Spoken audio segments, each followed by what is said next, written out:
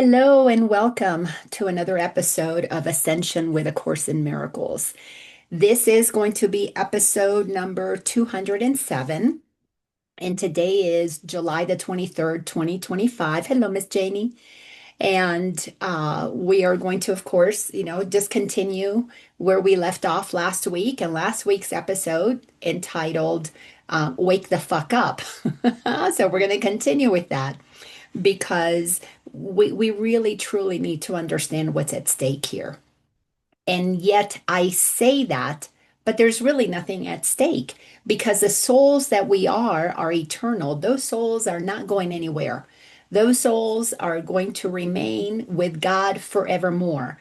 The Course in Miracles teaches us because that's what Ascension with A Course in Miracles is utilizing the teachings from A Course in Miracles to ascend our consciousness. We're not going up there to be floating around above anything. We are ascending our consciousness, meaning we are looking from a much wider, broader perspective. While in human form, it is very, very nearly impossible to sustain God's perspective of things. If we did, we would be in oneness with God. We wouldn't even need a body. We would know the truth. We wouldn't need a body. But in human form, when we shrink ourselves down, like this poster shows, when we come from all that is and we shrink ourselves into a tiny little point, well, in that tiny little point, what happens is we create all kinds of layers of forgetfulness. We must veil ourselves from the truth. We must block it from our awareness.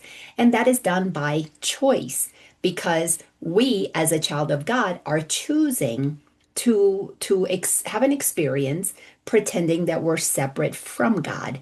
Now, you cannot be separate from God no more than a child can say, "Oh, I'm going to dress up like a warlock or a witch or the Grim Reaper or a Teletubby and pretend that you're no longer your parent's child."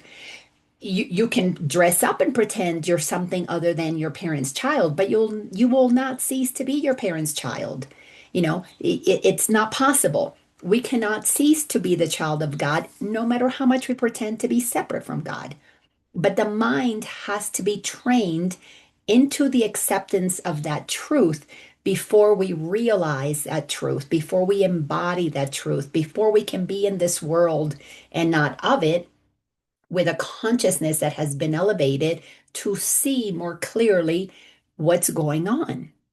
And to be able to see clearly what's going on is what it means to be awake. You are now awake. You're no longer in the performance as a character. You have two roles. You are in the audience observing the characters on the stage, but you're still playing your character. You're still playing the role of the daughter, the mother, the wife, the CEO, the homeless person, the warmonger, the rape victim. You're still playing the characters. Those characters are getting played out, but you now are observing it while playing your personal character.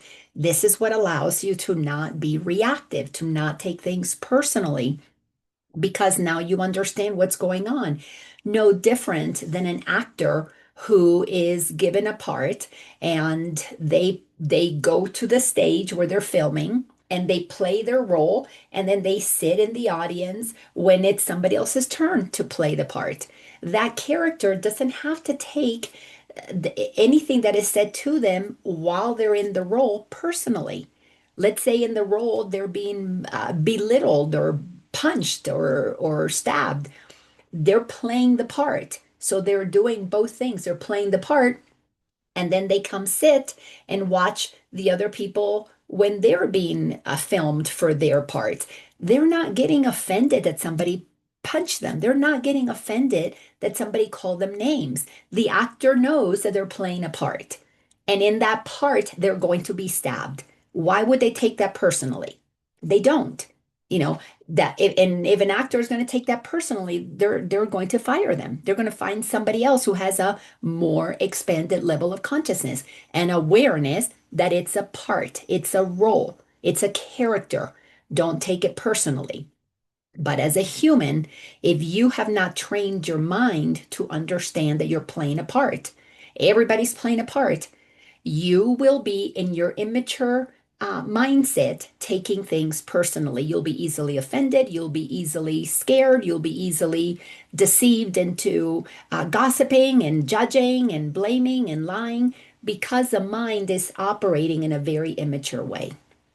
The mind has to be trained into its maturity.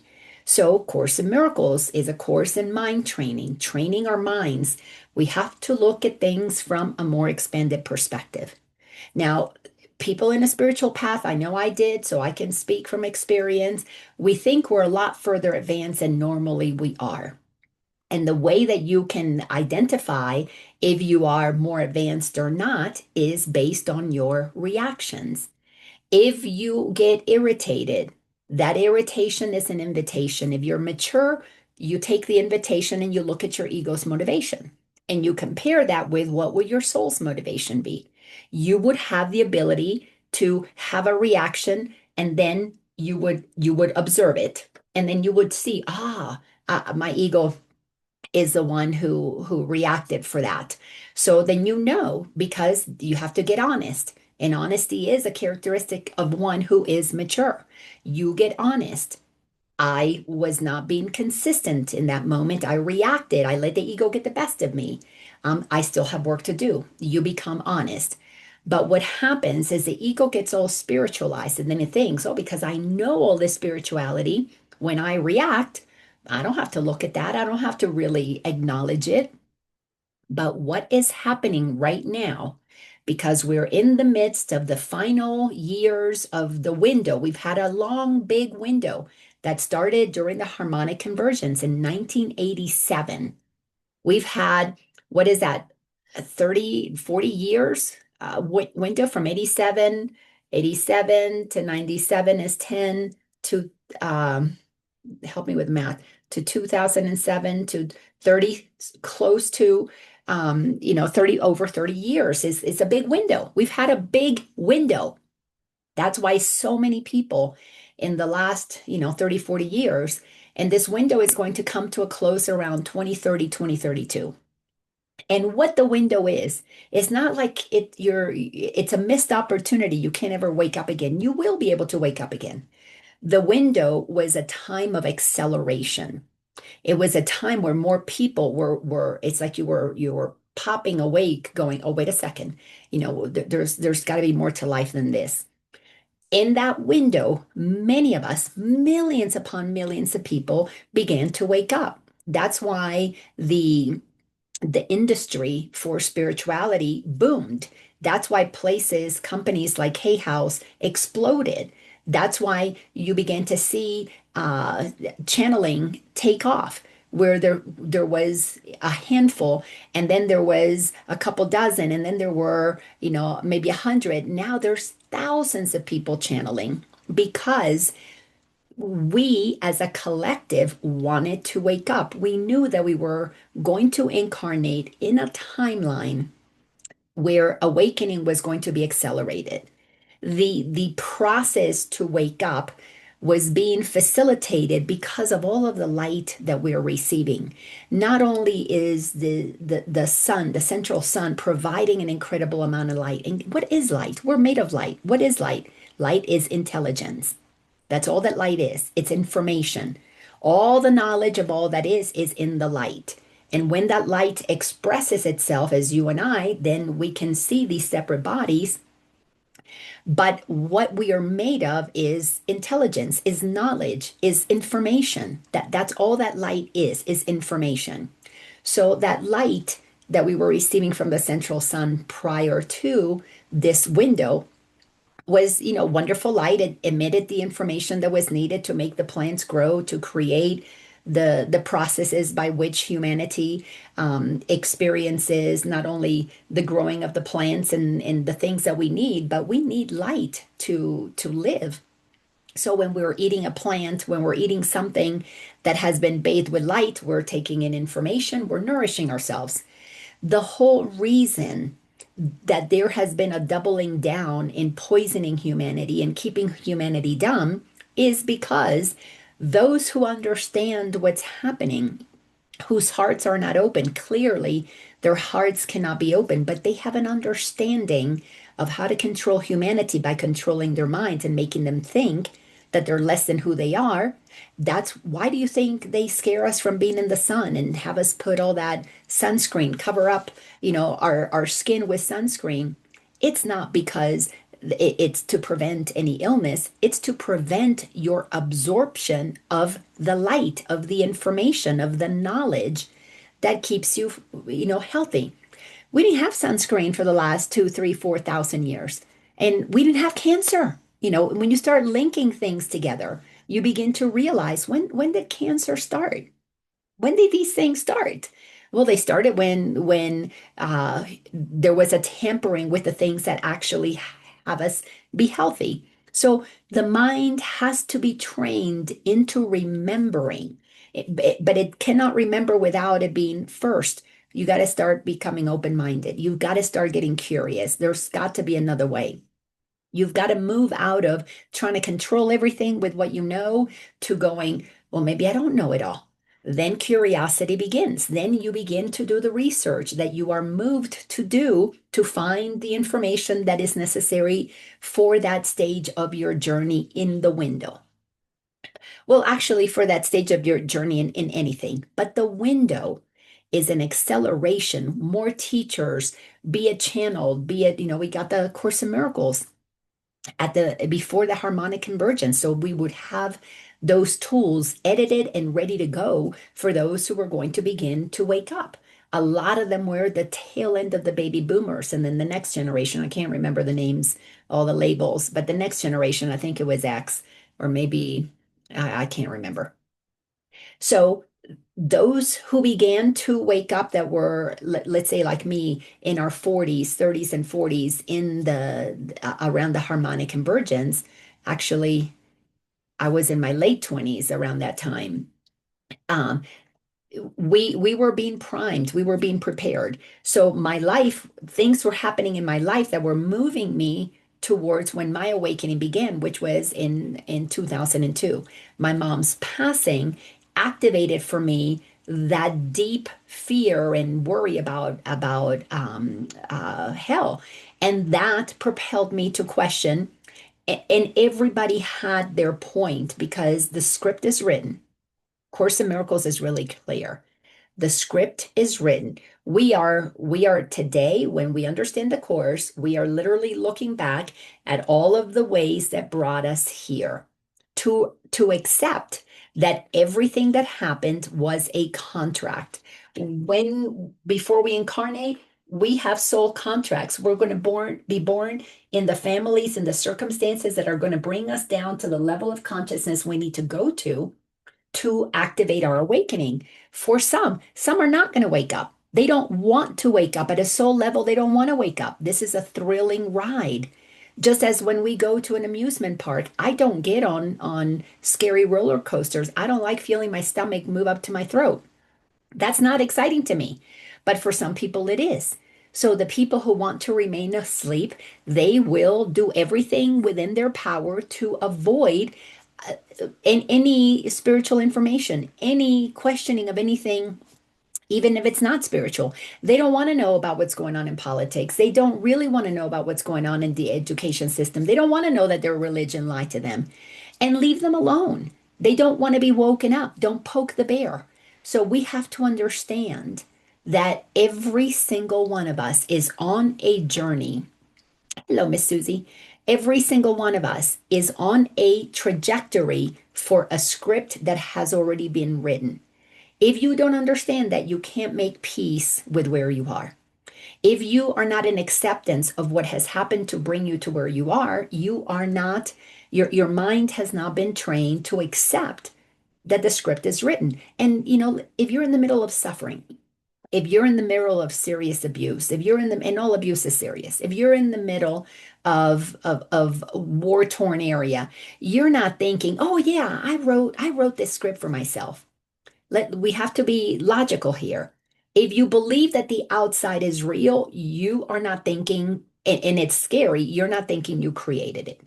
I have yet to meet anybody who will, when we're coaching or when we're doing classes or inside of my workshops, that will say, who is in the middle of being upset that something is happening to them, whether they're being audited by the IRS and they're scared, they got to provide documents, or they're in the middle of a divorce, or they're in the middle of dealing with their child who has been diagnosed with something terminal. None of them say, "Oh yes, I created this." They're scared, and rightly so.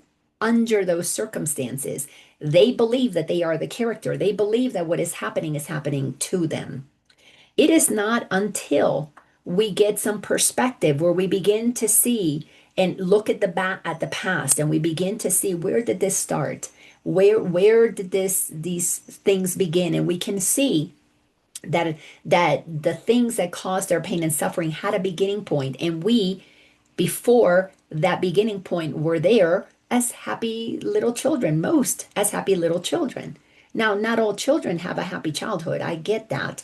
But if you don't have a happy childhood, you can still go back in time, maybe in the womb where there was happiness, or if you're prepared to go into do a past life regression and move beyond that, you will access the soul that you are before incarnation, and you will feel the joy.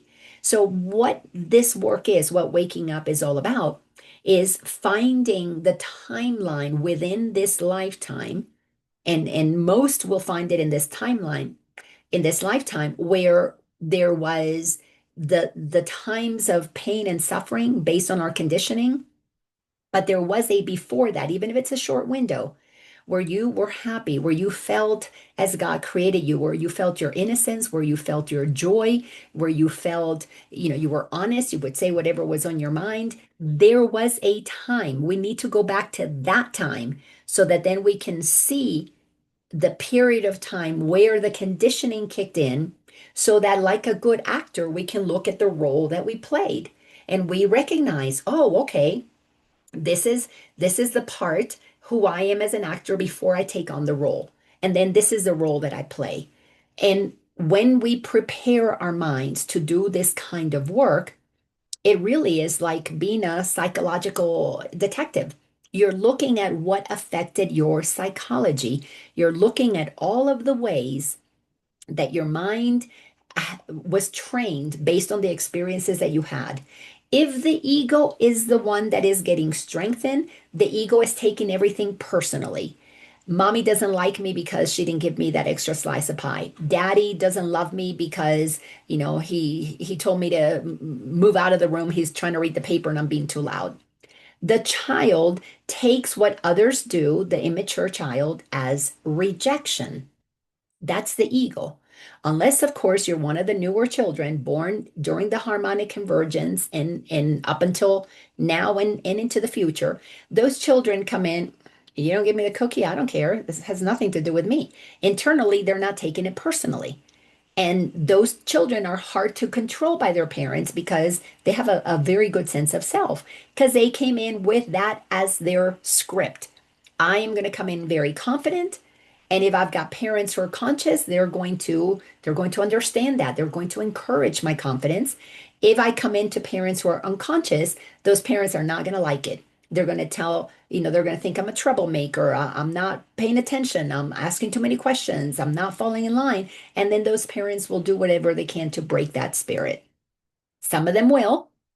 Some of their spirits, and not, you can't break spirit, but you can train the ego to think that you're shattered, and you will go into feeling like you're a less than person. And you'll act that out in all your future relationships, because you'll come from a place of, in the background, subconsciously believing that you are like a pony that got broken. And you can't now be yourself because you're having to fit into the molds that your ego said you needed to go into to stay safe.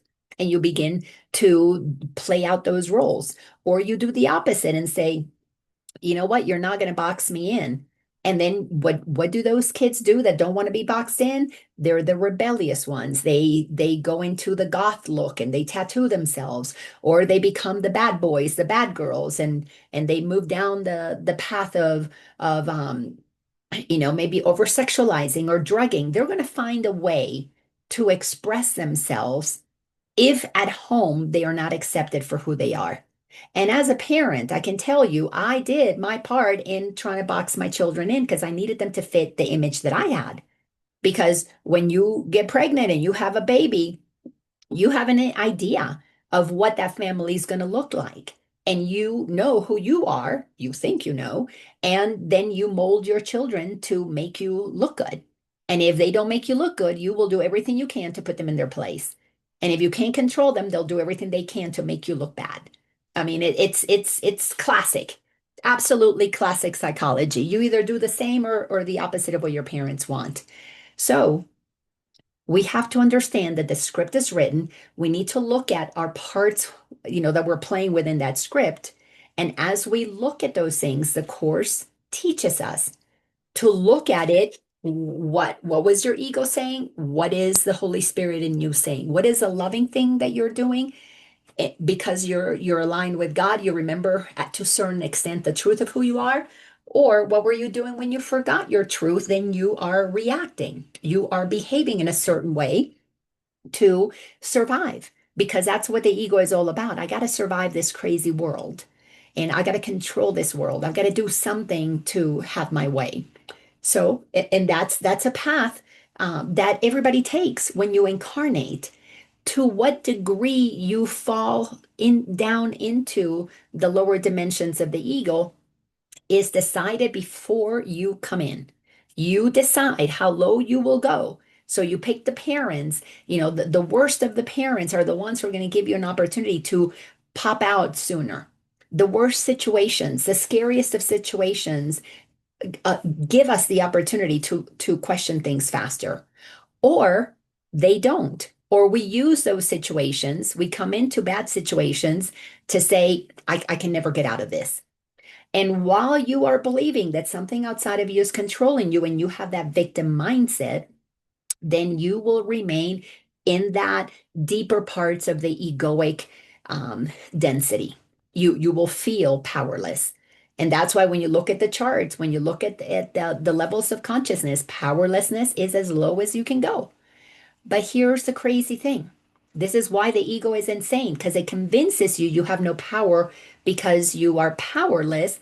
But what it doesn't want you to know, which is why your mind has to be trained, is that you are the one who gave your power away. The minute you say, daddy hurt me, mommy hurt me, the government hurt me, they are making me feel bad, is when you're saying, I want them to have power over me because I enjoy feeling bad.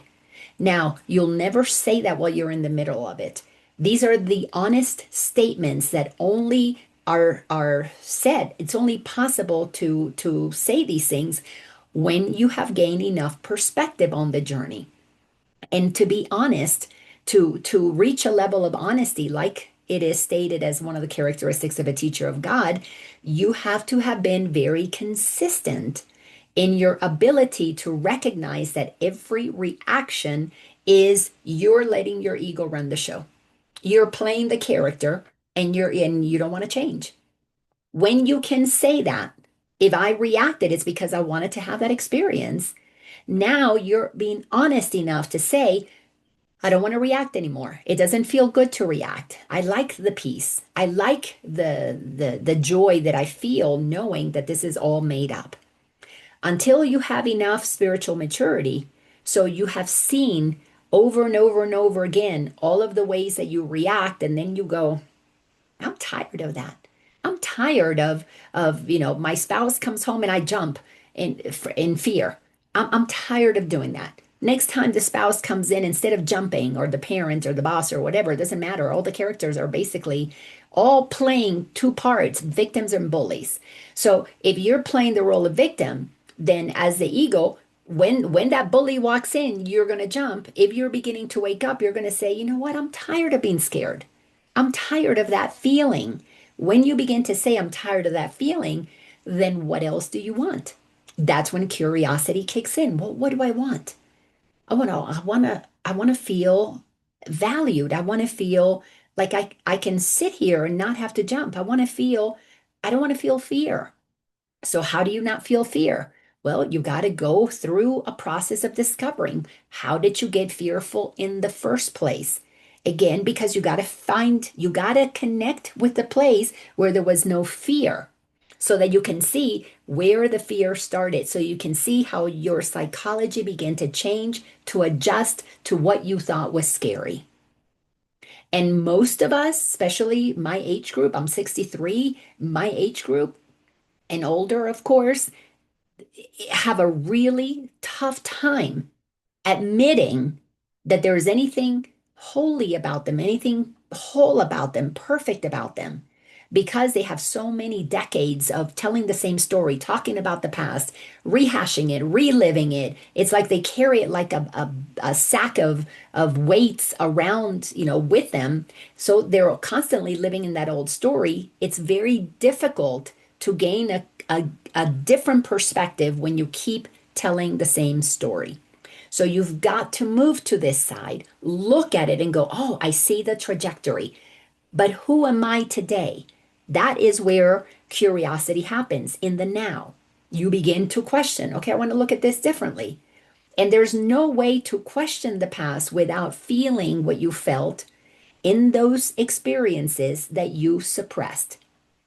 And most of us don't even know that we suppress them. And we suppress them and then we numbed ourselves. We drugged and we sexed and we drank and we shopped and we did whatever we needed to do to not feel, and pretending to be perfect and pretending to have it all together is an addiction. Oh, I've got the whole mask, and that was one of my addictions of choice. Is I was so put together, nobody could ever think that there was anything wrong in my life. I didn't even think there was anything wrong in my life because I looked so fucking good. So the outside, the picture that was painted was so amazing. How could there be anything wrong with the beautiful house and the suburbs and the cars and the money and the weekend home? Of course, I convinced myself that there's nothing wrong with my life until my mom passed away, and then boom, like a geyser, that fear came gushing out. Thank goodness. But at the time, all that fear, I didn't know how to handle it because I had painted such a pretty picture. I was numb to my feeling any discomfort. And if there was any discomfort, well, I'll go shopping and get myself a new outfit, and that makes me feel better. Or I'll go have a margarita or two. I could never have more than two. After two, I always got super loopy. And that just meant I fell asleep. So I was no fun at a party. If don't give Laina too many margaritas because she's going to fall asleep. But while I was in the process of pretending that everything was okay, I couldn't feel what was not. The pretending blocked me from feeling. And we have to understand that. And here's a very simple test. If you cannot walk out of your house as you look when you wake up in the morning and you've got to put on something in case the neighbors see you, you're pretending. You're pretending to be something you're not because what they think of you is more important than you being yourself. Just a simple little, test there if you want to try that. So as we were looking inside of chapter 23, the war against yourself, we're in section number 4, above the battleground. The last couple of chapters that we have looked at, let's see, last week we went through chapter 3.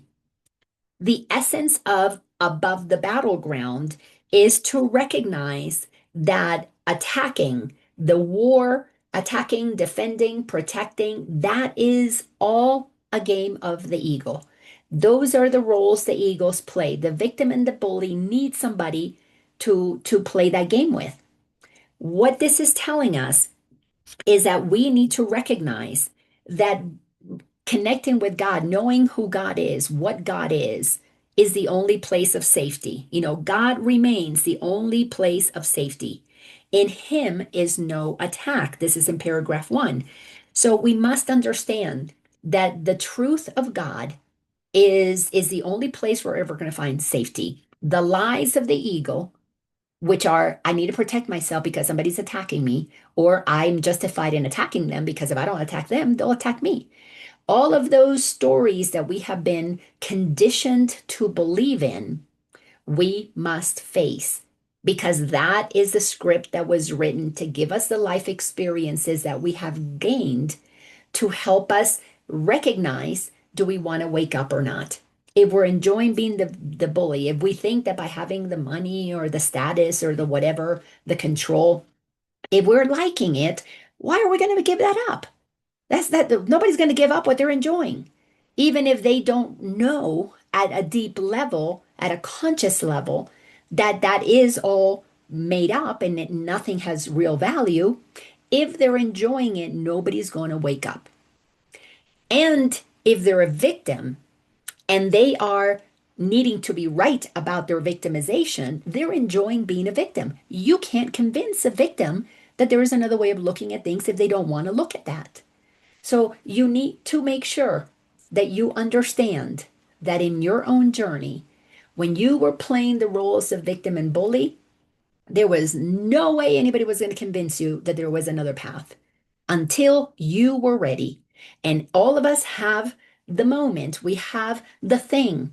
It is written into our scripts. And it's not that we can't change a script. The script, there's a lot of lee room to change a script.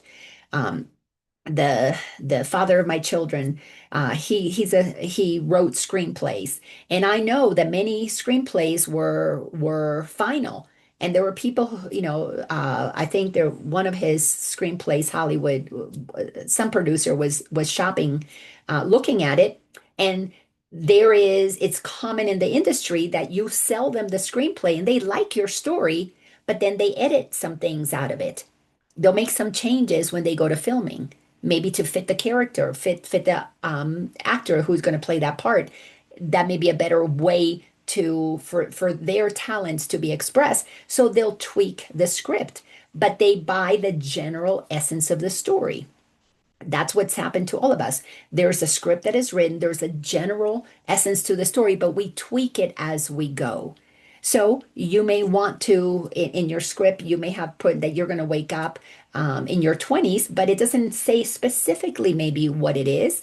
And it may take a couple of things that happen to you to begin the process, but that may not be necessarily written into the script. It may just be a general understanding. So we have to recognize that until we know what God is, and we got to train our minds to have a better understanding of God, because the God that religion has given us, that's a made up God, because it's made in the image of those religious people. That God is spoken about at some point in time, and it doesn't address the God from the beginning of time, which there is no beginning of time. Time is eternal. But from the eternal place, that God, to be able to speak of that God, you have to feel that God within. And if you don't feel that God within, you can make up all kinds of stories about God and use them to control humanity. And that's what has happened with religion and with so many philosophies like Buddhism. The Buddha wasn't even Buddhist. He was a Hindu, and he had an experience that allowed him to see things differently. So then we create a philosophy called Buddhism after him. Jesus wasn't even a Christian. He was Jewish, and he had an experience that allowed him to share a different story, and then they turned that into a religion. And then, of course, you know what religions do. They become bullies, and the participants become the victims. Why? Because the ego operates in victims and bullies, so that energy has to happen. You attract that bully victim because they're coming together to play parts, to play roles. So as you begin to discover the truth about God, you create another idea of what God is, and then you feel safer inside of that experience. So it tells you this. And then it makes a statement that you would think, duh, this is so obvious, but it says, what is not love is murder. What is not loving must be attack. Every illusion is an assault on truth. We have to get clear that we are looking at the script that has been written, and we need to sort out what is love and what is murder. And murder is as simple as character assassination. Where did I say I wasn't good enough? That's assassinating the character that God created. God created me perfect and whole and complete and loving. But if I'm believing that I'm not, then I'm practicing murderous attributes. And then I am assassinating my character or another one. by judging or blaming or saying somebody made me feel bad, then we're saying, well, they have power to hurt me. So all of those things have to be sorted out. Your mind has to be trained to understand that everything has a frequency. I'm not good enough is a low frequency. That means you don't want to accept who you are as God created you. But you will not find safety in being who you are until you give up your idea and accept God's truth about you. So that's how we move above the battleground. We expand our awareness to look at the bigger picture. I'm a divine being. I choose to incarnate. I take on this role and I get really tiny and small. I wind myself so tightly that I forget who I am. So we continue through then the paragraph number 2. We talked about that murder and love are incompatible. Again, you would say, duh.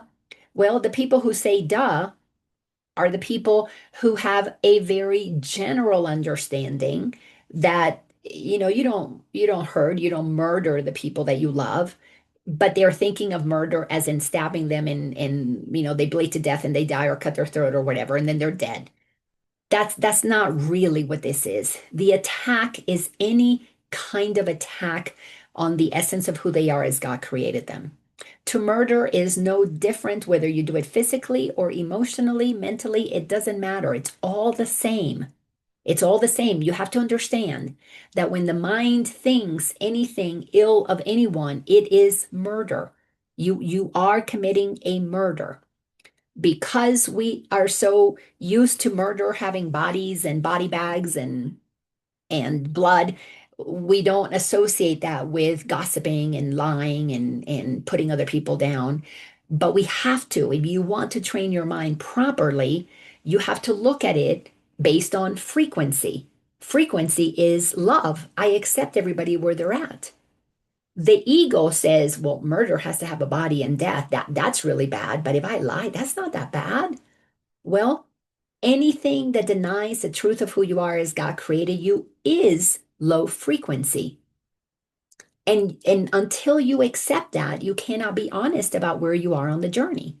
Because the honesty requires a consistency that as a loving child of God, you cannot think ill of anyone, not even yourself. You cannot go around having thoughts about you that you are less than, that you're not good enough, that you're incapable, that what you have to say nobody wants to hear, or that you better not say it because you don't want to upset anybody. Those are not high vibrating thoughts. So if they're not high vibrating thoughts, they're low vibration. If they're low vibration, they're murder because they're assassinating your character. And you need to understand that anything that is low frequency is the opposite of love. It is going to block love.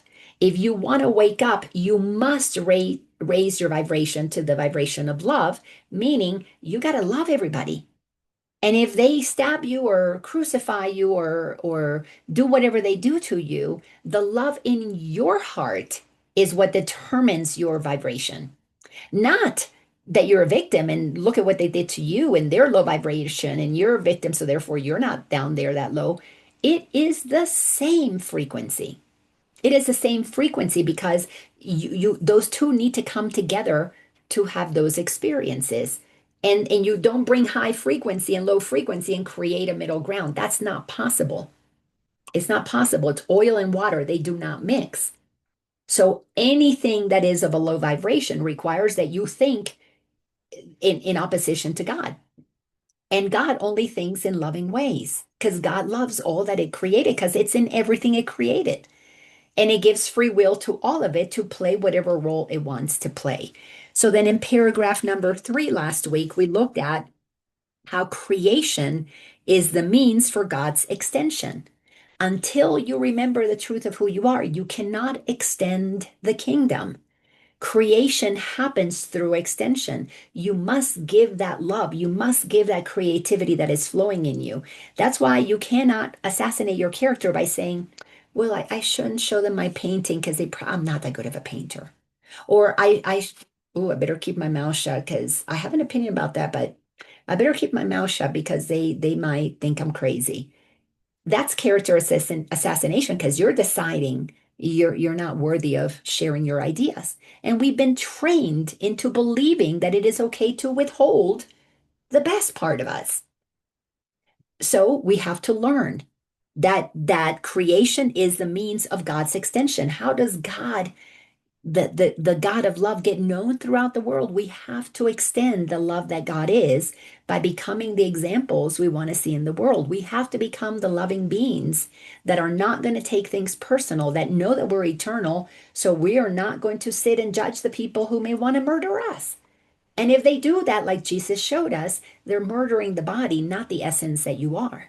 But if you're afraid of the body getting murdered, then you're not in alignment with the essence that you are. And we have to get honest about that. We've got to say, oh, I still have fears that I might get hurt. I still have fears that the government's going to come after me. Until you can admit those fears, you can't do something about them. And that's what is so fascinating about this time that we're in, the time of acceleration for ascension, is for anybody who becomes radically honest and says, I'm feeling something, it feels off. It doesn't feel peaceful, it doesn't feel joyful. Let me explore, what is this fear? What is this worry? What is this concern? What is this doubt? Why do I lie? Why do I cheat?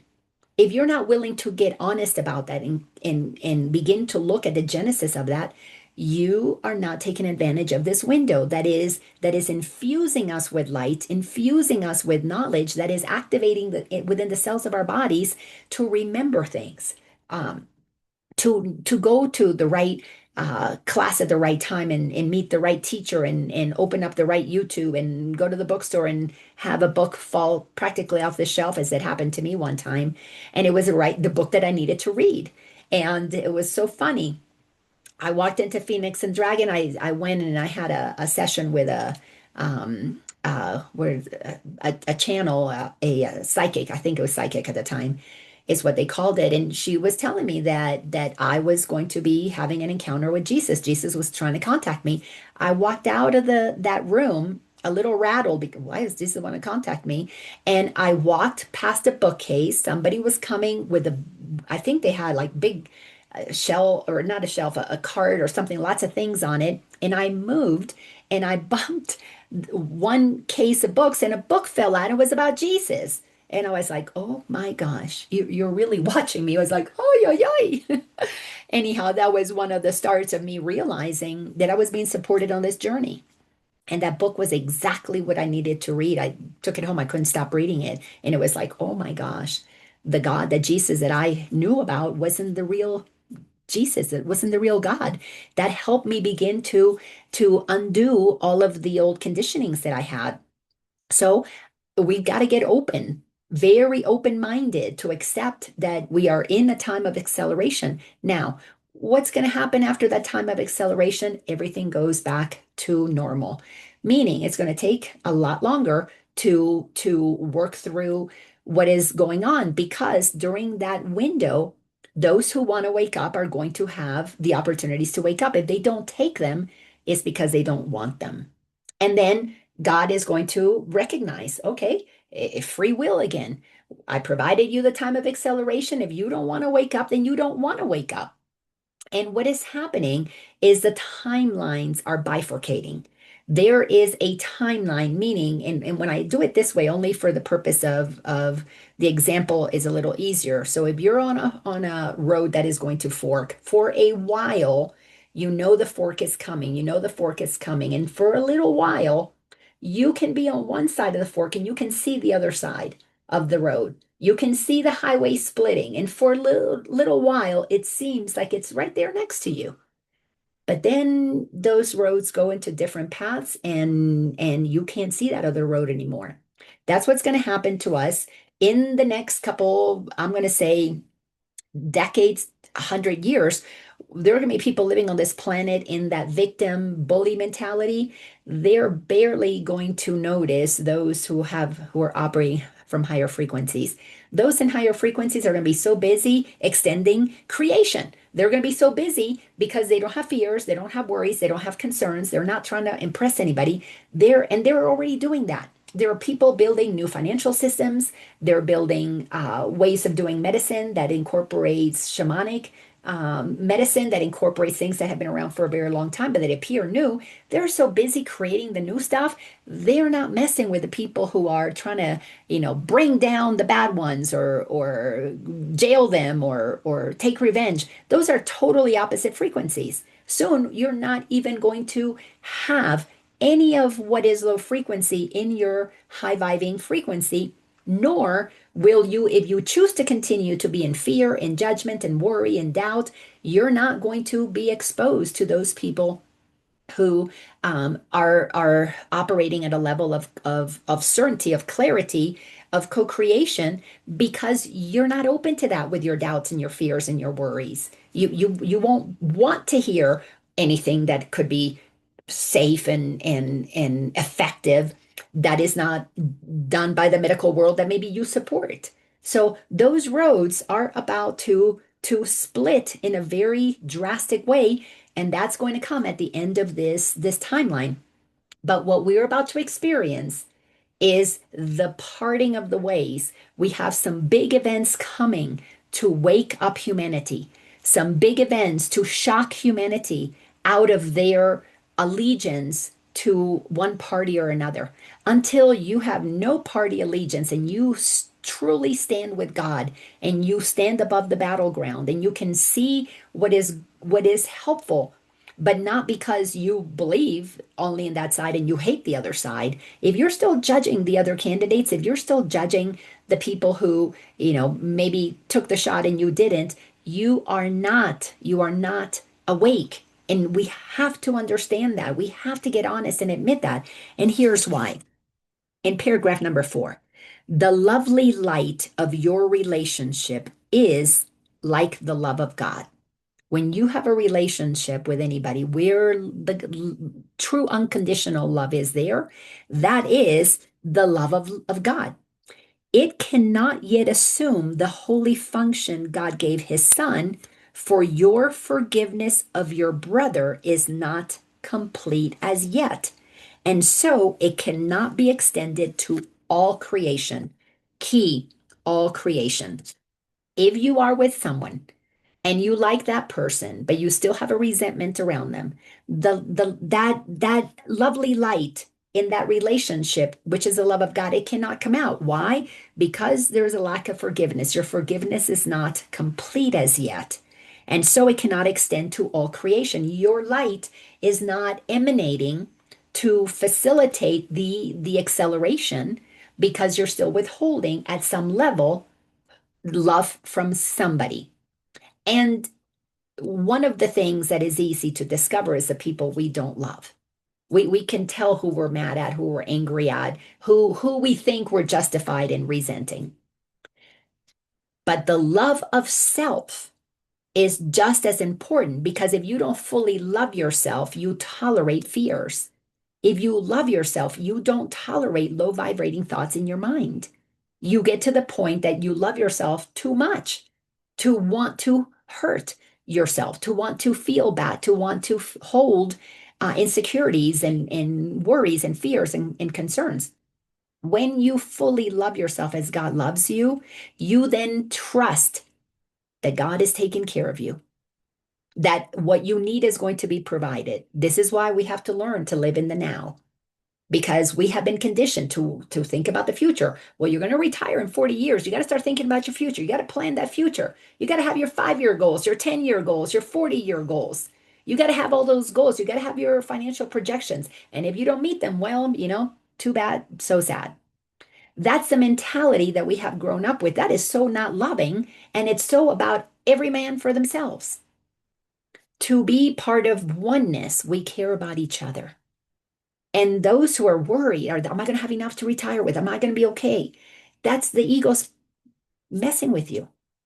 But you're letting it without knowing that you have another way. This is why curiosity is key, so you can begin to look at another way. Because when you begin to trust, what you are actually doing is activating the frequency of trust that gives you more to trust.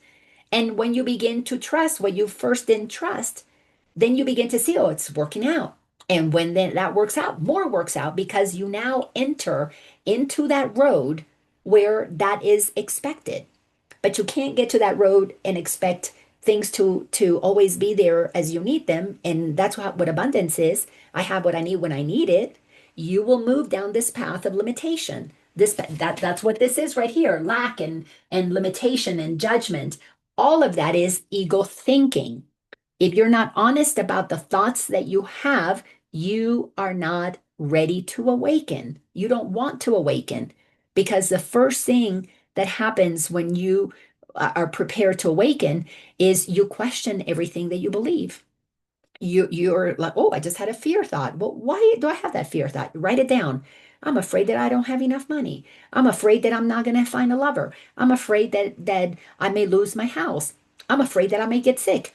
Those are the things to work with.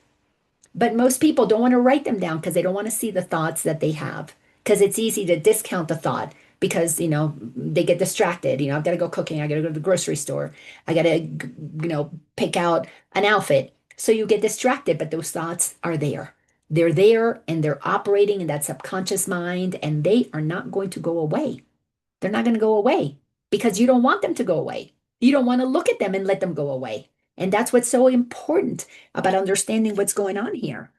So don't think for a minute that holding any lack of love towards yourself or others is not affecting all of creation, because God's love is not extending. We are contributing. Anybody that we're judging, we're contributing to the withholding of God's love. Sentence number 3, each form of murder and attack that still attracts you and that you do not recognize for what it is limits the healing and the miracles you have the power to extend at all. Each form of murder and attack, judgment is murder and attack. Lying is murder and attack. Gossip is murder and attack. Talking about the past is murder and attack. All of that still attracts you because you do it.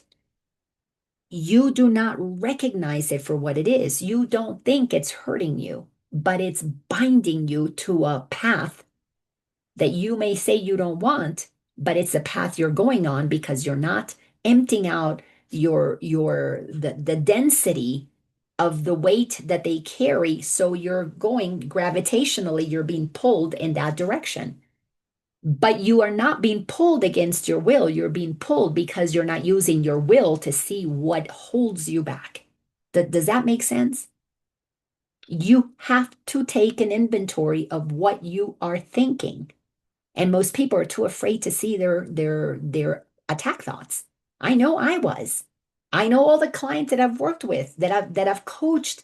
That is so hard to see those thoughts. But if you don't see them, they're just there operating in the background and they're doing their thing. They're taking you in the direction that you're going to go, even if it's not the one you think you want to go.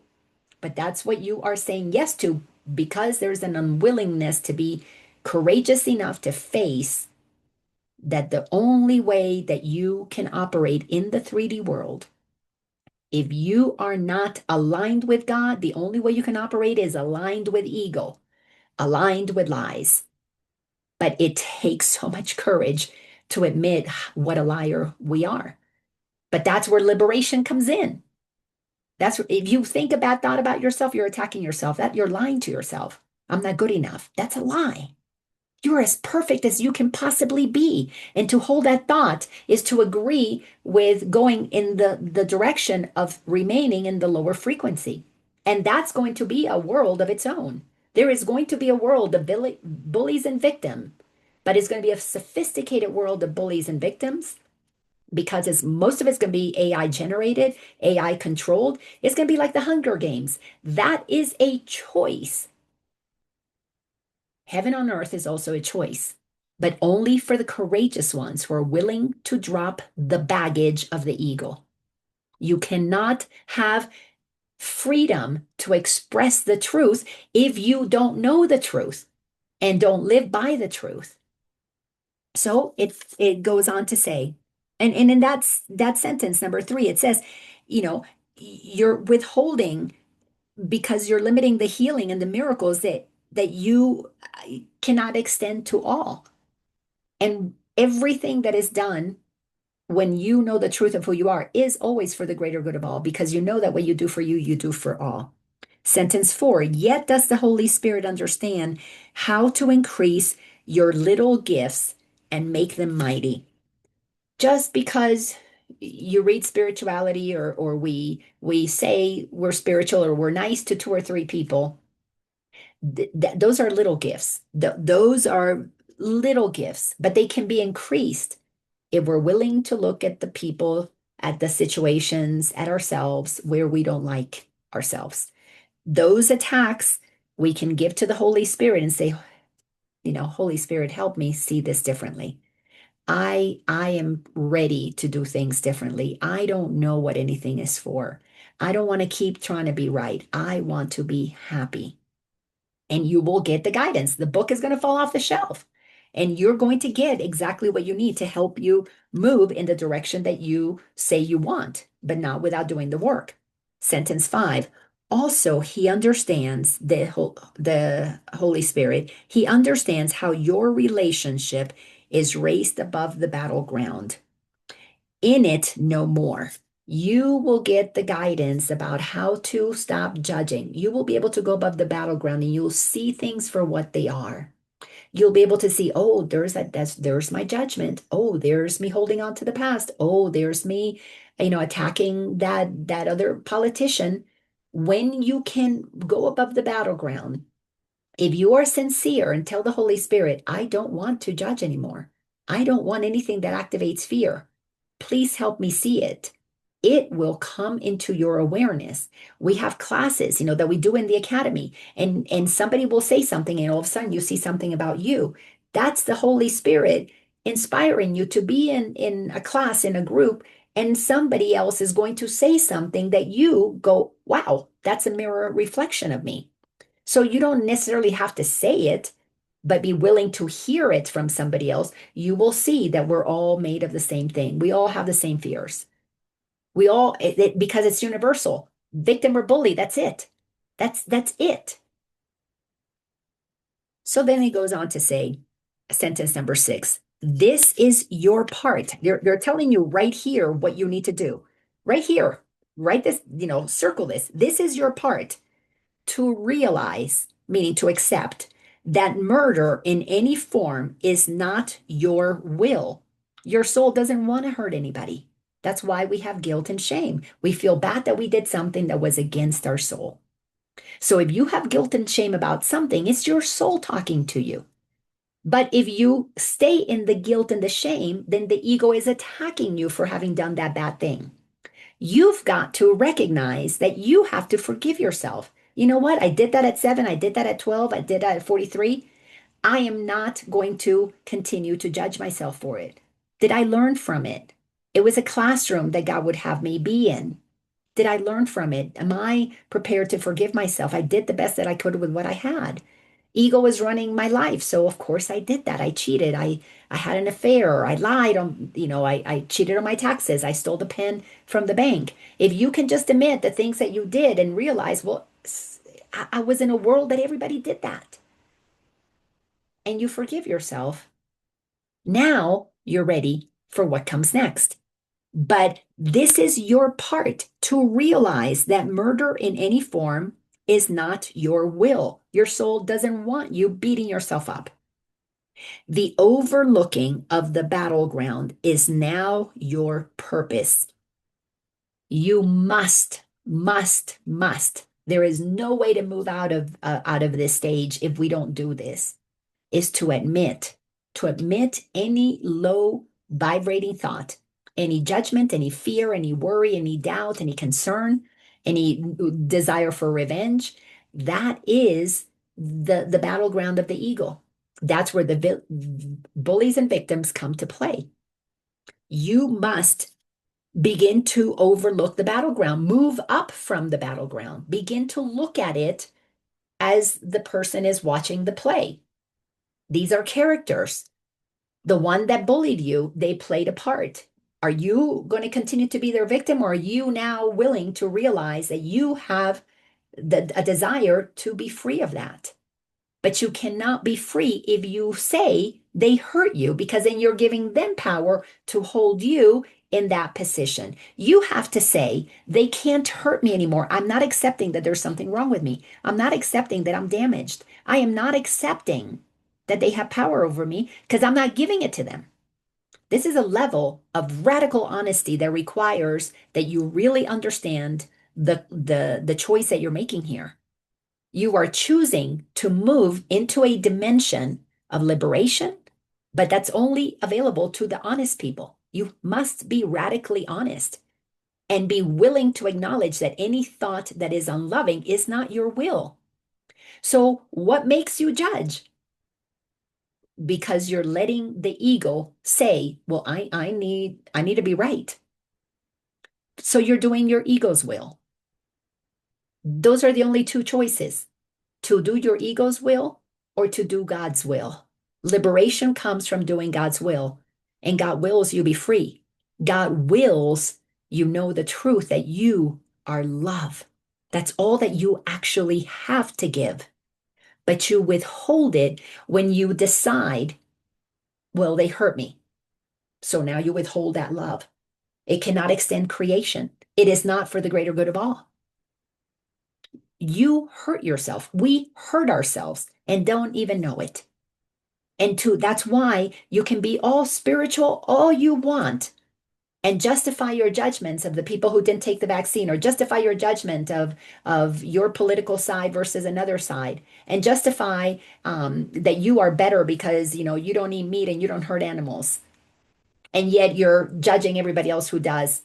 That's the same frequency of murder. If you're judging the ones who are eating meat because they're hurting animals, and you're not eating meat, but you're hurting them with your thoughts, you're hurting yourself with your thoughts, that's low frequency. You can put lipstick on a pig all you want, it's still a pig. You can paint yourself all spiritual and wear all the purple clothes you want and have all the crystals around your body that you want. It still makes you somebody who doesn't understand the truth and is feeding the ego story. Now, there's nothing wrong with that. That's what's so beautiful about this. There is nothing wrong with that. Nothing wrong at all. It's actually our free will. That's what's so beautiful about coming to know God, is that God doesn't judge anybody. This is a playground where we get to experience whatever we want. We have a window where we can see the consequences of our choices, where we can see if we're moving in one path or another. It's no different than being able to sit with somebody who really understands money when you're super young, and they explain to you money and they tell you, okay, well, if you save and you do this, you're going to accumulate this. And if you start shopping and you want to have the latest things and you get all caught up in the latest fashions and the glitz, well, you're not going to have so much. You may have a lot of stuff, but you won't have so much.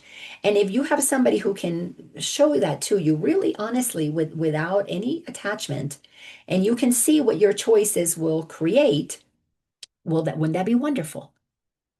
And that's available to us right now. God is showing us through A Course in Miracles, and not even A Course in Miracles. It is being channeled all over the place. If you continue to make choices that are in fear, if you continue to make choices that are with your ego, this is the trajectory you're going on.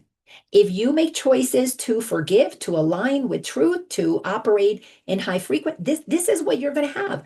This is called a happy dream in A Course in Miracles. This is called a nightmare in A Course in Miracles. It's so clear. They're painted so clear that until you decide that you want to use your eyes to see what's going on and make your choices based on, are you going to increase your frequency or are you going to remain in low frequency? Until you become radically honest and decide, I want this path and this is the only choice, by default, you're picking the path of the ego. That's it. Because nobody makes you do that. Just as nobody's going to make you follow the path of God. You have free will. One of the greatest gifts that God has given us, besides creating us whole, perfect, and complete, and absolutely magnificent, is that we were given the gift of free will. You can choose to suffer if you want to. That's how much you're loved. And you will not be judged for that. You will be accepted whenever you decide to wake up, whenever you decide to come to your senses. The party will be there for you as a prodigal child that you are, will always be. Whether you believe it or not, doesn't matter. That's the fact. That is the truth. You are beloved forevermore. And you can wander in the desert all you want. Nobody is going to punish you except for yourself, because that's the experience you want to have. You are so loved that nobody's going to pluck you out of what you want. It's amazing, isn't it? And discovering these truths, it just, oh my gosh, it just changes everything. It changes everything. It's beautiful. I mean, waking up is, there's nothing better, more amazing than that, to recognize that you are the creator of your reality because your creator created you to extend creation. Wow.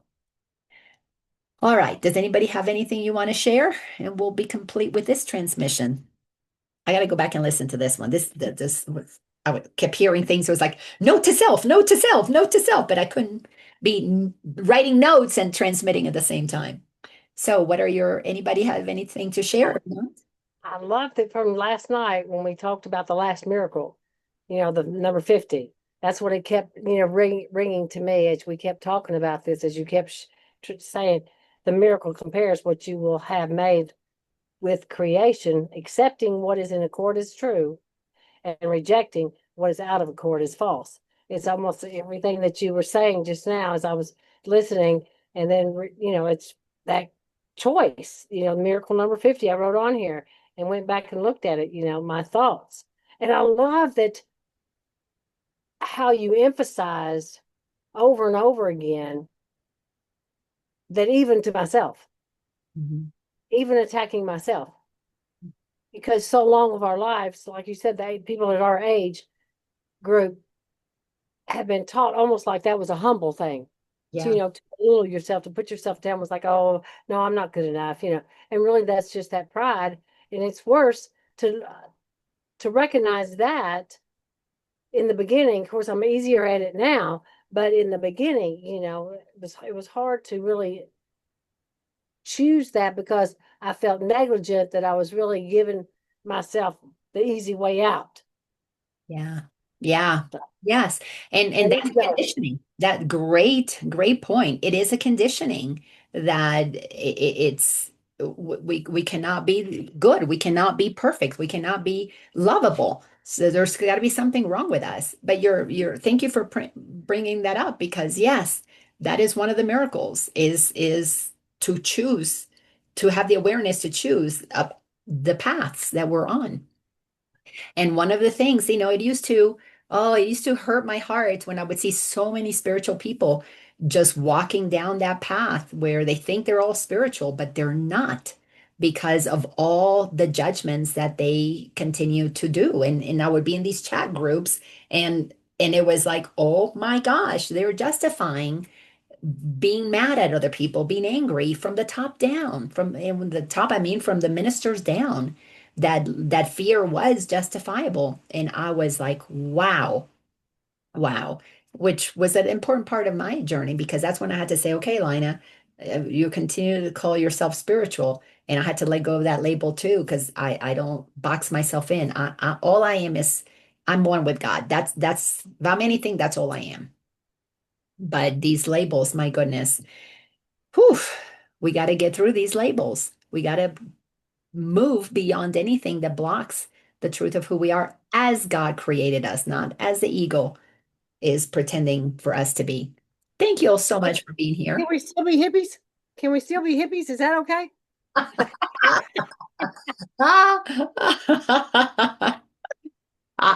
Let's say yes. We can create that one reality. But let's not make anybody that's not a hippie wrong.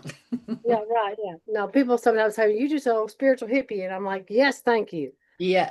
I'd be a hippie, but not spiritual. That's good. Totally, totally. Well, and there's nothing wrong with being spiritual. I mean, you are spirit, so you cannot not be spirit, but it's the belief that somehow that makes us better than is a trap. It's a big ego trap. Now I just go, okay, that's what they're choosing. It The journey. it is Just the the journey. It is the journey. All right, beautiful. Hey, thank y'all. See you all next week. And if you're interested, those of you who are watching this that are not part of the Awareness Academy, join us there. A lot of good stuff going on there. Take care, everybody. Bye bye.